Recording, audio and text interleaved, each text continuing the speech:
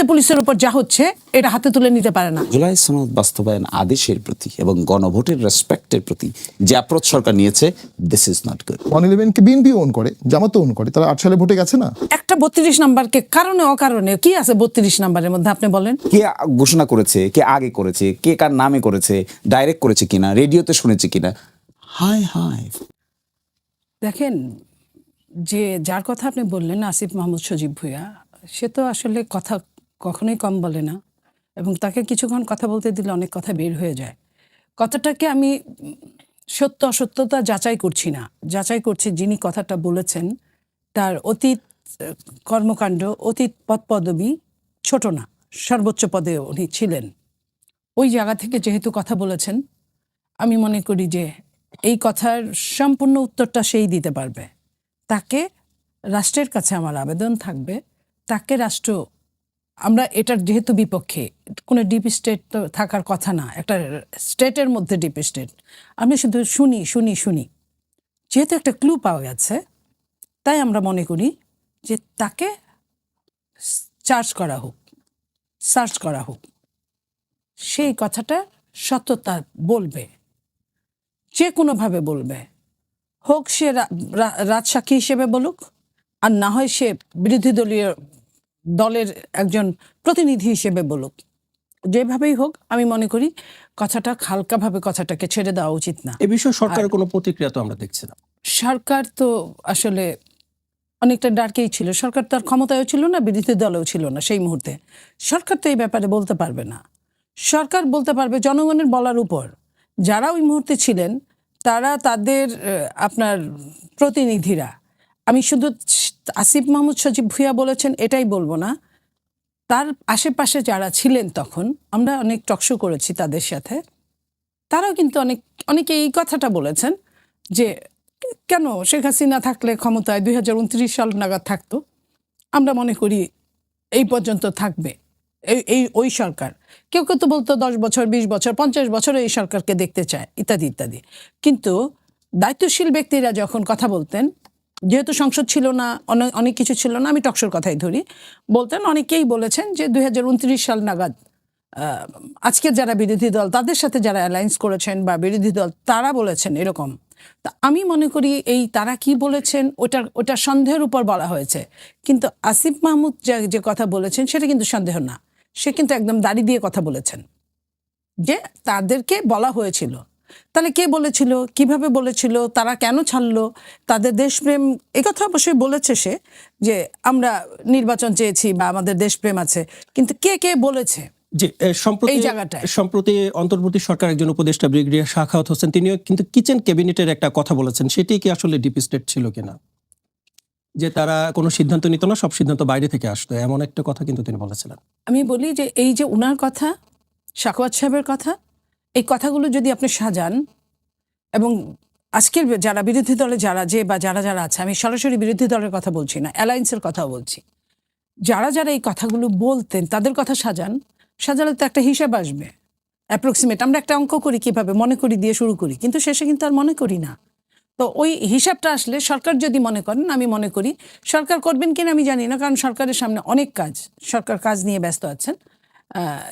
যদি সরকার মনে করেন যে এই ধরনের কথা বাড়তেই থাকবে, আমি মনে করি এটার একটা বিহিত হওয়া দরকার। মনে করাটা শেষ পর্যন্ত অঙ্কে যেমন মনে করা শেষে প্রমাণিত হয়, সেটা আসলে প্রমাণিত হতে পারে না, হতে হবে। নইলে এই কথাগুলো কেন আসলো, কিভাবে আসলো, হঠাৎ আসে নাই। একটা আসিফ মাহমুদের বয়স যতই কম থাকুক না কেন, সে একটা অনেক বড় মন্ত্রণালয় চালিয়েছে, একটা না একের অধিক মন্ত্রণালয় চালিয়েছে, একটা দলের সে মুখপাত্র হিসেবে কাজ করছে। সো আমি তাকে এত হালকা করে নিচ্ছি না। তো তাকে ধরলে আমার মনে হয় আজকে আমাকে না ডেকে তাকে ডাকলে ভালো করতাম। ডিপ স্টেট কি? স্টেট তো একটা আছে, তো বাংলাদেশ তো এটা। যখনই আপনি বলবেন স্টেট, তখন বলতে হবে যে এটার 3টা অর্গান আছে, একটা জুডিশিয়ারি আছে, একটা পার্লামেন্ট আছে, একটা এক্সিকিউটিভ আছে। আমাদের দেশে কি এগুলো প্রপারলি ফাংশন করে? যখন প্রপারলি ফাংশন করে না, তখন আদার কনসিডারেশন আসে। ধরুন আমাদের দেশের ডেমোক্রেসি যদি ম্যাচিউরড হতো, আমরা একে অন্যের বিরুদ্ধে এই আননেসেসারি কেওয়াস ক্রুয়েলটিতে না যেতাম, আজকে ডেমোক্রেসি কত ম্যাচিউরড ডেমোক্রেসি হতো। আজকালকার প্রধানমন্ত্রী জনাব তারেক রহমান ফেসবুকে স্ট্যাটাস দিয়ে বলেন নাই যে বাংলাদেশে আসাটা শুধু আমার উপর নির্ভরশীল না? জি, এটা তিনি ওটা কি? বলেছিলেন যে ওটা কি? আপা জবাব দিবেন এটা। ওটা কি আমরা আজও জানতে পেরেছি শিখে? যে ওনার উপর নির্ভরশীলতার বাইরে কি জিনিস ওনাকে বাধাগ্রস্ত করেছে?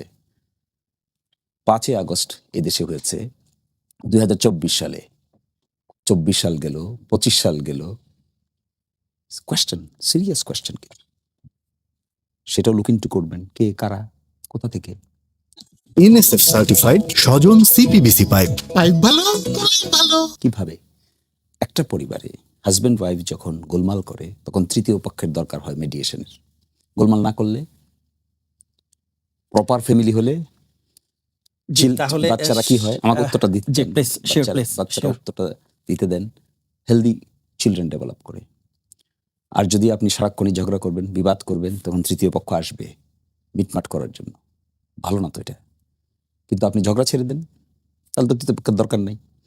আজকে বলছি, আমার এখনো মনে আছে, আমার লার্নের সিনিয়র ছিলেন মিস্টার আব্দুর রাজ্জাক। উনি আমাকে বললেন যে জনাব কে এম হাসান সাহেব তখনকার যে তত্ত্বাবধায়ক সরকারের প্রধান হলেন না, একজন প্রভাবশালী রাষ্ট্রদূত ওনাকে সকালে বাসায় গিয়ে দেখা করে বলেছেন যে আপনি ডিক্লাইন করবেন, তত্ত্বাবধায়ক সরকারের প্রধান হবেন না। উনি ডিক্লাইন করলেন। ক্রাইসিস বেড়ে গেল। আজকে উনি জীবিত নাই। এবং আমি সেখানে হাজির ছিলাম। কে বললেন আমাকে যখন এসে থ্রেটের সুরেই বললেন যে আপনি তত্ত্বাবধায়ক সরকারের দায়িত্ব নিতে রাজি হবেন না। অ্যাকর্ডিংলি হি ডিক্লাইন্ড। এবং যা হওয়ার তাই হলো, এই দেশে 111 পর্যন্ত হলো। এবং ইন্টারেস্টিং দেখেন, যদি ডেমোক্রেসি ম্যাচিউর করতে পারতাম আমরা, তাহলে তো সরকার প্রধানকে পালাতে হয় না, দরকার ছিল না, ফ্রি ফেয়ার ক্রেডিবল ইলেকশন হতো। এই জায়গায় এসে কেন আমাদের এটা দরকার হচ্ছে? ফাইন্যান্সিয়ালি আমরা সলভেন্ট না। ক্যাপাসিটির দিক থেকে রাষ্ট্রটা এখনো নিজের পায়ে দাঁড়িয়ে তার শক্তি সামর্থ্য প্রমাণ করার মতো রাজনৈতিক কালচার ডেভেলপ করতে পারেনি। আমরা যখন বসি তখন ডোনার এজেন্সির দরকার হয়। আমাদের বাজেট ইমপ্লিমেন্টেশন করতে গেলে ডোনারদের ছাড়া বাজেট ইমপ্লিমেন্টেশন হয় না। আমাদের যে এক্সপোর্ট যে সমস্ত জিনিস আমরা করি, এগুলো শুধু আমরা এককভাবে নিয়ন্ত্রণ করি না, অনেক কিছু জিনিস নিয়ন্ত্রণ করে। তাদের চাওয়া, তাদের না চাওয়া, তাদের প্রায়োরিটি, তাদের ভালো, তাদের মন্দ এখানে অ্যাক্টিভ। মানে এই সরকার এখন যারা সরকারে আছেন তাদের পেছনে কি ডিপ স্টেটের কোনো ভূমিকা আছে কিনা? থাকবেই, সকল সরকারের আমলেই থাকবে। যতক্ষণ পর্যন্ত আমরা ম্যাচিওর ডেমোক্রেটিক কালচার ডেভেলপ করতে না পারবো, আমাদের সমস্যা আমরা বসে সমাধান করতে না পারবো, ততক্ষণ পর্যন্ত ডিপ স্টেটকে নিয়ে আপনি নেগেটিভ অ্যাটিটিউড দেখানোর কোনো কারণ নেই। থাকবেই।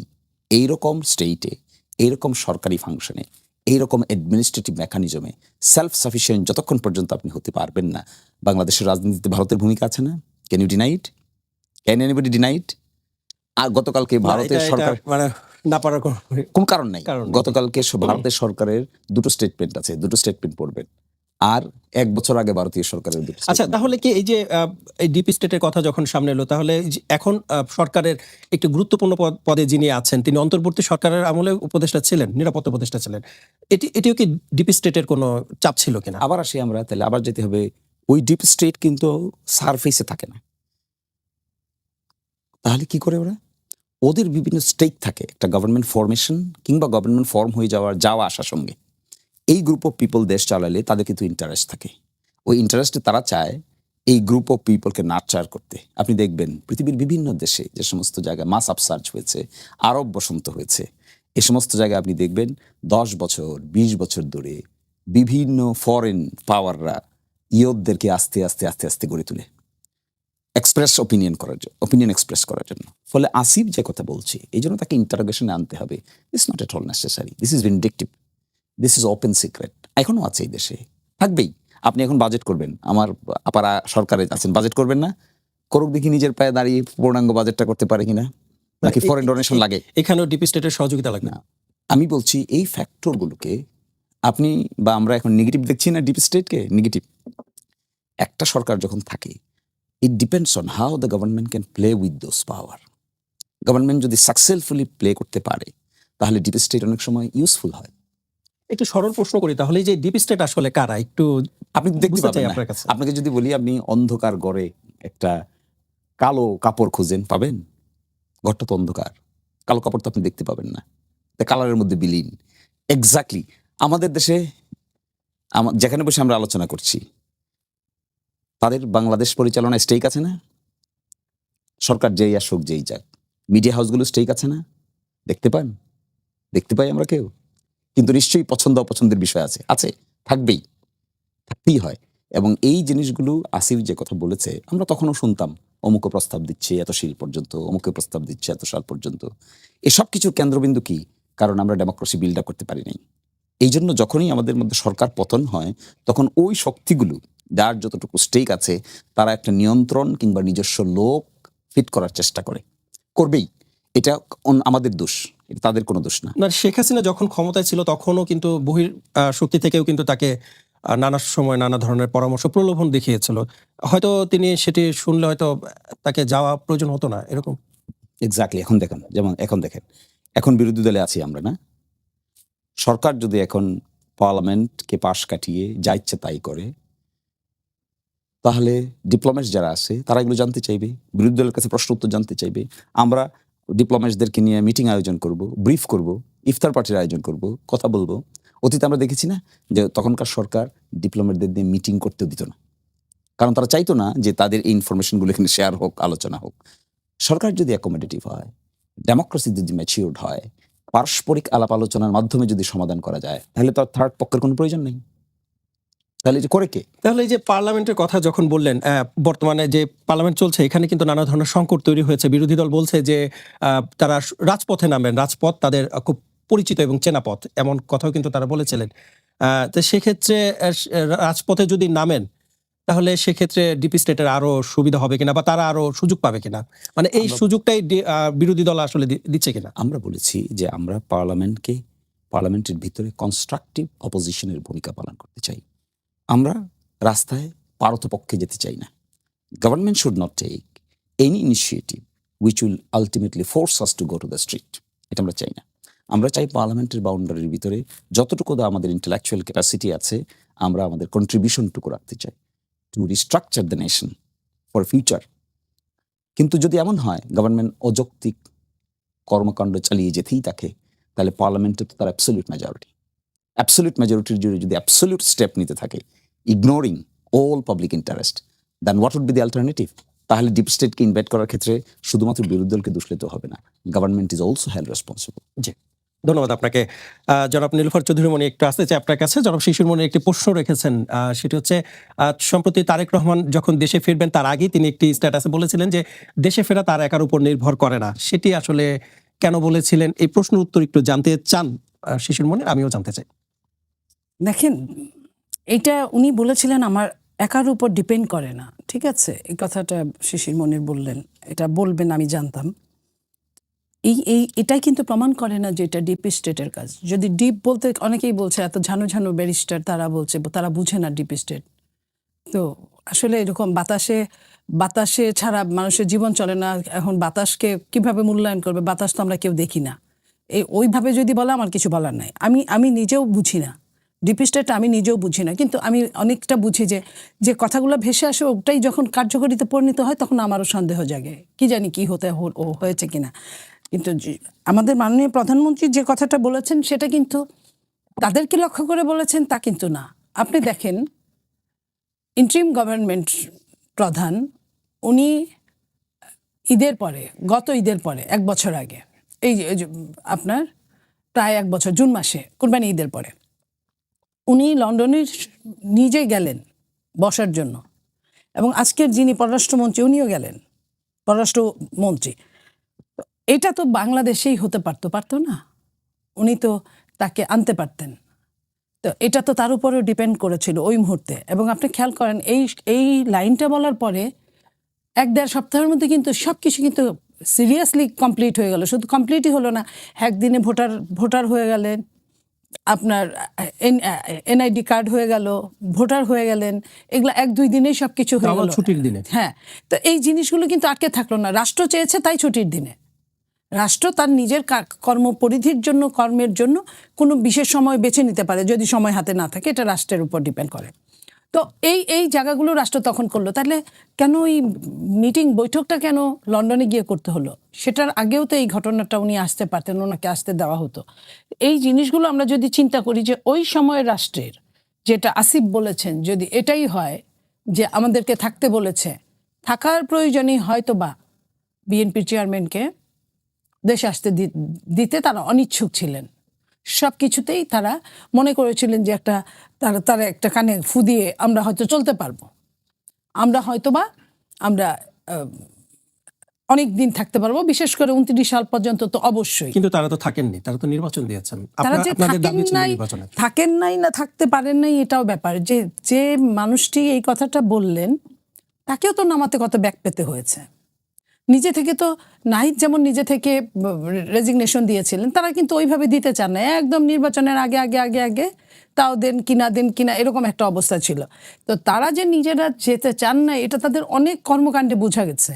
এবং নির্বাচন যেদিন হয় আপনি খেয়াল করেন সেদিনও কিন্তু তার আগে পর্যন্ত যে নির্বাচনটা হবে কিনা প্রত্যেকের মধ্যে কিন্তু এই ধরনের একটা দুদুল্যমনা ছিল, যে যত কথাই বলুক না কেন। এবং নির্বাচন যে ঠিকভাবে নাও হতে পারে, নির্বাচনের আগে একটা বড় ঘটনা ঘটতে পারে, দুর্ঘটনা ঘটতে পারে, এটা কিন্তু খোদ আপনার চিফ অ্যাডভাইজার নিজেই বলেছিলেন।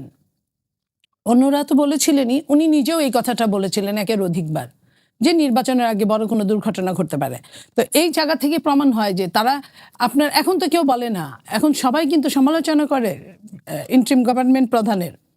তখন কিভাবে নামাজ পড়া শেষ হলেই ঈদগাহ মাঠ থেকে শুরু হতো যে তার 50 বছর থাকা উচিত, তার 10 বছর থাকা উচিত, তার 5 বছর। তো ফেসবুকে আমরা অনেকের গুরুত্বপূর্ণ ব্যক্তিদের পোস্ট দেখেছি।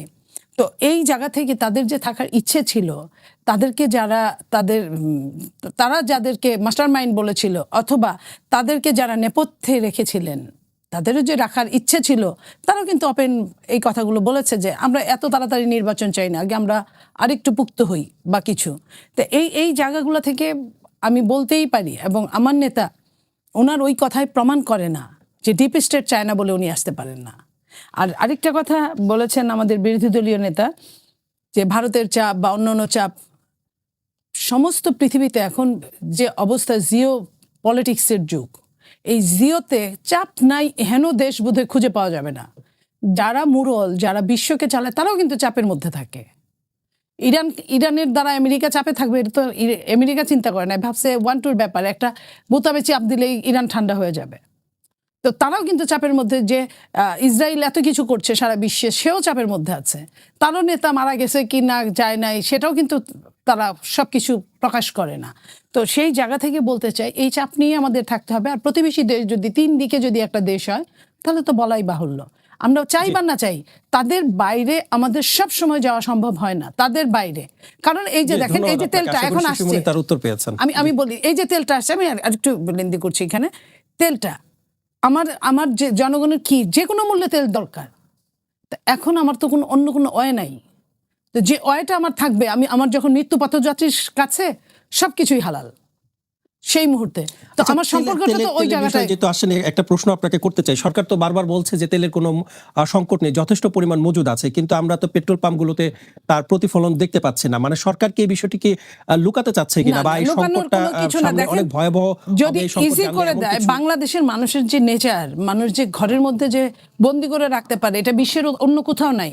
বিশ্বে যখন আমেরিকা, ব্রিটেনের মতো জায়গাগুলায় যখন আপনার বলা হয় যে এটা ক্রাইসিস চলছে ডিমের, তখন খুদ প্রাইম মিনিস্টার থেকে শুরু করে প্রত্যেকেই, তার যদি ঘরে 4টা ডিম লাগে 4টাই কিনে, 5টা কিনে না।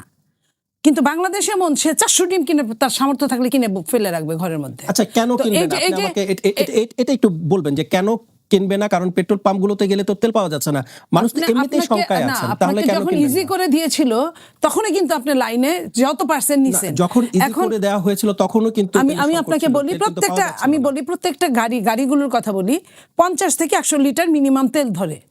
মানুষ কিন্তু যখন তেল অ্যাভেলেবল তখন কিনে না, এই এতগুলা তেল কিন্তু কিনে না, 10 লিটার 20 লিটার আমরাও চলি, তো আমরাও এইভাবেই কিনি। কিন্তু প্রত্যেকটা গাড়ি যদি 100 লিটার করে তেল ঢুকায়, লাইনে যারা আছে 100 লিটার করে ঢুকালে কিন্তু 100টা গাড়ির মধ্যে কিন্তু তার এক বড় ট্যাঙ্ক লরির তেল সে চলে যাবে। তাহলে কি হবে? ক্রাইসিসে পড়বে, আবার তেলটা আসতে আসতে টাইম লাগবে। তো 200 গাড়ি তো ফ্যাক্টর না, আপনি এক একটা, আমি আস্তে আস্তে দেখলাম আজকেও 200, 300, 500 গাড়ি একটা মাইলকে মাইল লম্বা দাঁড়ায় আছে। তো এখন আপনার যা সামর্থ্য আছে সম্পূর্ণ দিয়ে আপনি তেল কিনছেন, তো আপনি পুরো ট্যাঙ্কার ভর্তি করছেন, আপনার কয়টা ট্যাঙ্কার লাগবে? সরকার তো আসলে জনগণের শঙ্কা সে দূর করতে পারছে না। সরকার কি বলেছে শুনেন, এর আগে কিন্তু নরমাল নিয়ম অনুযায়ী 3 মাসের তেল থাকা জরুরি, কিন্তু কোনো সরকারই রাখে নাই। এর আগে সরকার ইন্টারিম গভর্নমেন্ট কয় দিনের তেল রেখে গেছিল, খুব কম দিনের তেল রেখে গেছিল। এখনো কিন্তু মন্ত্রী মহোদয় কি বলছেন যে আমার 1 মাসের তেল আছে, কিন্তু 1 মাসের তেল যদি আপনি এই যে 1 মাস বলছে, আপনি ঘর বুঝাই করে তেল ফেলে, আপনি এর মধ্যে তো একজনের এক ব্যক্তির ওইখান থেকে প্রায় ধরেন গাজী ট্যাঙ্কের 1 ট্যাঙ্কার মানে 1 ট্যাঙ্কলরি তেল আপনার পাওয়া গেছে 10,000 লিটার। তো এই যে এরকম যদি আপনি ঘর ভর্তি করতে থাকেন তেলে ক্রাইসিস বানানোর জন্য, এবং কি করছে গ্রামের ঘরে ঘরে কি কয়েকটা তার যারা চোরাচাল্লার কারবারি, তারা কি করছে তেল কিনে নিয়ে 200 টাকা লিটার বিক্রি করছে আলাদাভাবে। এই যে কৃত্রিম ক্রাইসিস যে সৃষ্টি করছে, এটার জন্য আপনারা সাংবাদিক, আপনাদেরও কিন্তু এখানে কাজ আছে, আপনাদেরও কিন্তু জাতির উদ্দেশ্যে বলা দরকার যে আমরা সবাই মিলে যা পাই সবাই মিলে ভাগ করে খাই, তাহলে কিন্তু সমস্যা হবে না। আর এই তেল ক্রাইসিস কিন্তু বাংলাদেশের না, সমস্ত বিশ্বে। একটি মানে বিষয় আপনার কাছে, তারপর আমি লাইনটা শেষ করি। তিনি বলেছেন যে তারা যখন ক্ষমতা ছেড়েছিলেন, তৎকালীন সরকারের পারচেজিং যে কমিটি আছে সেই কমিটিতে তিনি ছিলেন, এবং তারা যখন ক্ষমতা ছেড়েছেন তখন 2 মাসের তেলের মজুদের রেখে আসছেন, সেটি এখন 1 মাসের মানে এত দ্রুত শেষ হয়ে গেল। শোনেন, 2 মাসের তেল আপনি নিজেই বলেন, তেল তো এমন জিনিস না যে হাড়িপাতিল ভরে রাখা যায়। সরকারের যে কারখানাগুলো আছে সেখানেই রাখা ছিল, তাহলে তারা যদি 2 মাসের তেল রেখে গেল, তাহলে এই তেলটু কে খেলো? এই তেলটা কোথায় যাবে? তেল তো এই যে এই সমস্যার সৃষ্টির পরে তেল নিয়ে আসা হচ্ছে, তাহলে তেল আনতে হলো কেন? আমি তাকে আপনার মাধ্যমেই প্রশ্ন করছি। প্রতিদিন তেল আসছে, তেল ভারত থেকে আনছে, তেল হুরমুজ প্রণালী আপনার বলে দিছে যে বাংলাদেশের তেল আসতে কোনো বাধা নাই, তারপরে তেল অন্যান্যভাবে বাংলাদেশ সরকার চেষ্টা করছে। তাইলে আপনার 2 মাসের তেল রেখে গেলে সরকার আসছে 1 মাস 2-1 দিন 2-4 দিন, এই 1 মাস 2-4 দিন আর 2 মাস আপনার তেলগুলো গেল কই? তারা তো ফেব্রুয়ারির 17 তারিখে দায়িত্ব ছেড়েছে, তখন যদি দেখে যে 2 মাসের তেল আছে, তাহলে এই তেল কোথায় গেল? তাকেই জবাব দিতে বলেন, তাকে